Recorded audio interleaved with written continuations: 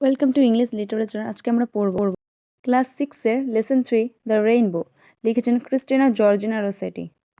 ওনার জন্ম হয়েছিল 1830 সালে এবং মৃত্যু হয়েছে 1894 সালে। তিনি একজন ইংরেজি লেখক। তার বিখ্যাত লেখা হচ্ছে গবলিন মার্কেট, দ্য রেইনবো, রামধনু, boat sail on the river, নদীর ওপর দিয়ে নৌকা বয়ে যায়, এবং ships sail on the seas, এবং জাহাজগুলো চড়ে বেড়ায় কোথায়? সমুদ্রের ওপর দিয়ে। কিন্তু clouds that sails across the sky, কিন্তু মেঘেরা কোথায় ঘুরে বেড়ায়? আকাশের ওপর। আর প্রিটিয়ার দেন দিস, সেগুলো হচ্ছে এই সব কিছু থেকে সুন্দর, মানে নৌকা যেগুলো নদীতে বেড়ায়, সমুদ্রে যেগুলো জাহাজ বেড়ায়, এদের থেকেও সুন্দর হচ্ছে মেঘগুলো যেগুলো আকাশে ভেসে বেড়ায়। There are bridges on the river, নদীর ওপরে কি আছে? ব্রিজ আছে, যেগুলো আমরা দেখতে পাই।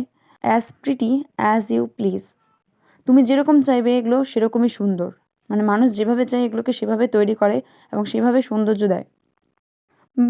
কিন্তু দ্য বো দ্যাট ব্রিজেস হেভেন, কিন্তু যেটা হচ্ছে মানে সড়ক যেটা বা রাস্তা যেটা তৈরি করেছে কিসের উপর? আকাশের উপর যেটা তৈরি হয়। অ্যান্ড ওভারটপস দ্য ট্রিজ, এবং গাছপালার উপর দিয়ে যেটা তৈরি হয় আর কি, মানে এখানে রামধনুর কথা বলা যাচ্ছে, সেটা কোথায় থাকে? গাছপালার উপরে থাকে। অ্যান্ড বিল্ডস এ রোড, মানে একটা রাস্তা তৈরি করেছে। ফ্রম আর্থ টু স্কাই, পৃথিবী থেকে আকাশ অবধি, মানে এই রাস্তাটা কত দূর অবধি যায়? পৃথিবী থেকে আকাশ অবধি যায়। Is prettier far than this, এগুলো হচ্ছে সব কিছু থেকে সুন্দর, মানে রামধনুকে এখানে সবচেয়ে সুন্দর বলা হয়েছে। কারণ যেগুলো ব্রিজ আমরা তৈরি করি সেগুলো তো সুন্দর হয় আর কি, যেরকমটা মানুষ চায় সেরকমই সুন্দর হয়, কিন্তু প্রকৃতি সেটা হচ্ছে সবচেয়ে সুন্দর। এটা হচ্ছে ঈশ্বর, আল্লাহ এগুলো দ্বারা নির্মিত, ঠিক আছে? এটা হচ্ছে সবচেয়ে সুন্দর, মানে প্রকৃতির মতো সুন্দর এখানে কিছুই নেই। কবি এটাই বলতে চেয়েছেন।